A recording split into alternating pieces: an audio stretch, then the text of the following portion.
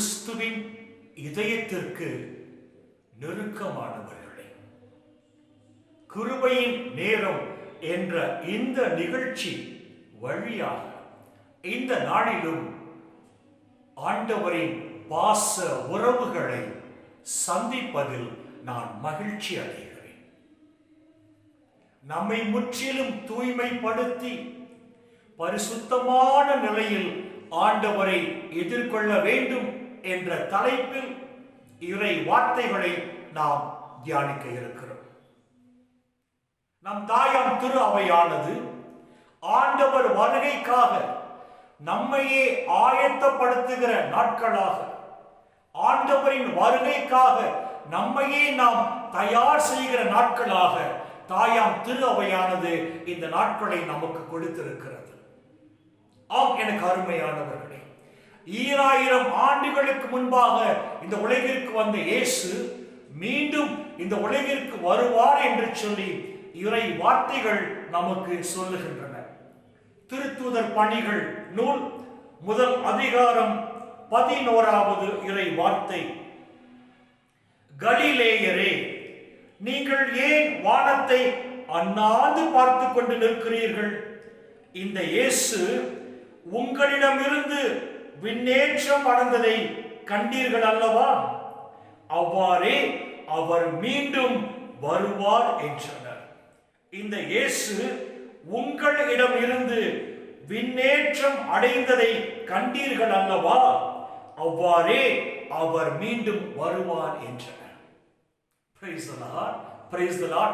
ஆண்டவர் இயேசு மீண்டும் இந்த உலகிற்கு வருவார் என்று சொல்லி இந்த இறை வார்த்தைகள் நமக்கு உறுதிப்படுத்துகிறது. எனவேதான் ஆண்டவர் வருகைக்காக நாம் நம்மை எவ்வாறு ஆயத்தப்படுத்த வேண்டும், ஆண்டவர் வருகைக்காக நாம் நம்மை எவ்வாறு தயார் செய்ய வேண்டும் என்று சொல்லிதான் இந்த நாளில் இறை வார்த்தைகளை நாம் தியானிக்க இருக்கிறோம். இந்த நாளின் தலைப்பிற்காக ஆதாரமாக நாம் எடுத்துக்கொண்ட இறை வார்த்தை விடுதலை பயணம் 19ஆம் அதிகாரம் 10-11 இறை வார்த்தைகள்.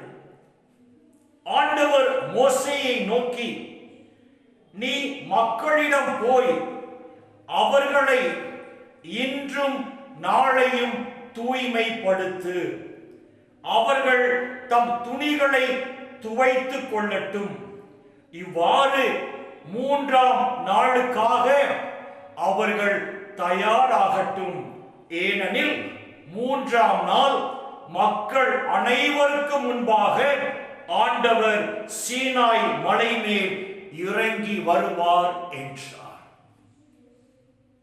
ஆண்டவர் மோசேயை பார்த்து சொல்லுகிறார், மோசே, நீ மக்களை தூய்மைப்படுத்து, அவர்கள் அசுத்தத்தில் இருக்கிறார்கள், அவர்கள் தீட்டுப்பட்டு இருக்கிறார்கள், அவர்கள் தூய்மை நிலையில் இல்லை.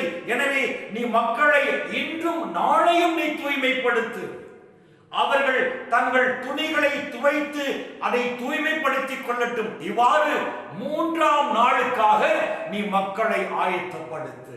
Praise the Lord.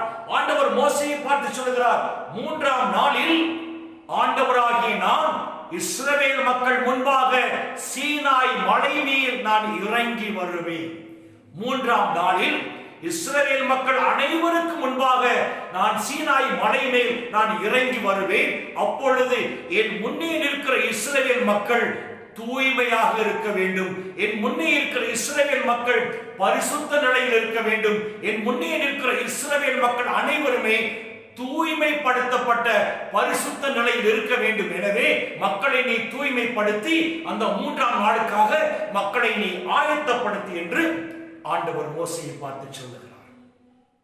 ஆம், எனக்கு அருமையானவர்களே, இங்கு ஆண்டவர் அழகாக சொல்லுகிறார், மோசே, நீ மக்களை தூய்மைப்படுத்து, அவர்கள் அசுத்தத்தில் இருந்து அவர்களை தூய்மைப்படுத்து, அவர்கள் தீட்டிலிருந்து அவர்களை தூய்மைப்படுத்து, எல்லா தீமையிலிருந்தும் அவர்களை தூய்மைப்படுத்தி 3ஆம் நாள் நான் அவர்களை சந்திக்க வருகிற பொழுது அந்த 3ஆம் நாளுக்காக மக்களை தூய்மைப்படுத்தி நீ ஆயத்தப்படுத்தி என்று ஆண்டவர் மோசேயை பார்த்து சொல்லுகிறார்.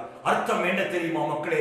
ஆண்டவர் வருகையின் பொழுது அவர் முன்னே நிற்கிற அத்துணை மக்களுமே பரிசுத்தமான நிலையில், தூய்மையான நிலையில் பரிசுத்த மக்களாக வெளிப்பட வேண்டும் என்று சொல்லிதான் ஆண்டவர் விரும்புகிறார், ஆண்டவர் ஆசைப்படுகிறார். லேவியரின் புத்தகம் 11ஆம் அதிகாரம் 44ஆம் வார்த்தையில் ஆண்டவர் இவ்வாறு சொல்லுகிறார்: நான் உங்கள் ஆண்டவராகிய கடவுள், எனவே உங்களை தூய்மைப்படுத்தி தூயவராய் இருங்கள். ஆம், எனக்கு அருமையான சகோதர சகோதரிகளே, ஆண்டவர் வருகையின் பொழுது நாம் அவரை எப்படி எதிர்கொள்ள வேண்டும், அவரை எப்படி சந்திக்க வேண்டும் என்று சொல்லி இந்த இறை வார்த்தைகள் நமக்கு அழகாக சொல்லுகிறது. அவர் வருகையின் பொழுது நாம் அனைவருமே தூய்மை உள்ளம் கொண்டவர்களாக, பரிசுத்தமான மக்களாக அவர் வருகையின் பொழுது அவர் முன்னே மாசு மறுவற்ற செம்மறிகளாக நாம் விளங்க வேண்டும், நாம் தோன்ற வேண்டும், நாம் எதிர்கொள்ள வேண்டும் என்று சொல்லிதான் இன்றைய வார்த்தைகள் நமக்கு சிந்தனையை கொடுக்கிறது. எனக்கு அருமையான சகோதர சகோதரிகளே, ஆண்டவர் வருகையின் பொழுது நாம் மட்டும் தூய்மையாய் இருந்தால் பத்தாது. அதற்காக கடவுள் நம்மை தெரிந்து கொள்ளவில்லை. இங்கு பார்க்கிறோம், கடவுள் மோசேயை பார்த்து சொல்கிறார், நீ மக்கள் அனைவரையும் தூய்மைப்படுத்து. மோசே, நீ தூய்மையாக இருக்கிறாய், ஆனால் மக்கள் தூய்மை நிலையில் இல்லை. அந்த மக்கள் அனைவரையும் நீ தூய்மைப்படுத்து என்று சொல்லுகிறார். அருமையானவர்களே, கடவுள் வருகையின் போது, ஆண்டவர் இயேசுவின் வருகையின் பொழுது நாம் மட்டும் அவர் முன்னே தூய்மையாக இருந்தால் பத்தாது. நம்மை சுற்றியுள்ள அத்தனை மக்களையுமே தூய்மைப்படுத்தி நாம் அனைவருமே அவர் முன்னே பரிசுத்த மக்களாக இருக்க வேண்டும் என்று சொல்லிதான் கடவுள் ஆசைப்படுகிறார். அதற்காக தான் கடவுள் உங்களையும் என்னையும் பெயர் சொல்லி அழைத்திருக்கிறார். Praise the Lord. அவர் வருகையின் பொழுது, ஆண்டவரது அந்த இரண்டாம் வருகையின் பொழுது நாமும் நம்மை சுற்றியுள்ள மக்களும் அவர் முன்னே பரிசுத்த மக்களாக, பரிசுத்த செம்மறிகளாக, தூய்மையான செம்மறிகளாக அவர் முன்னே இருக்க வேண்டும் என்று சொல்லிதான் கடவுள் ஆசைப்படுகிறார்.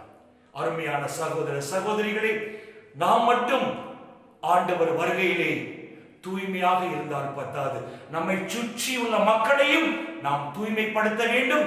நாமும் நம்மை சுற்றியுள்ள மக்களும் அவர் முன்னே தூய்மை உள்ள மக்களாக, பரிசுத்தமான மக்களாக அவர் முன்னே நாம் தோன்ற வேண்டும், அவர் முன்னே நாம் வெளிப்பட வேண்டும், அவரை நாம் எதிர்கொள்ள வேண்டும் என்று சொல்லிதான் இன்றைய வார்த்தைகள் நமக்கு சிந்தனை கொடுக்கிறது.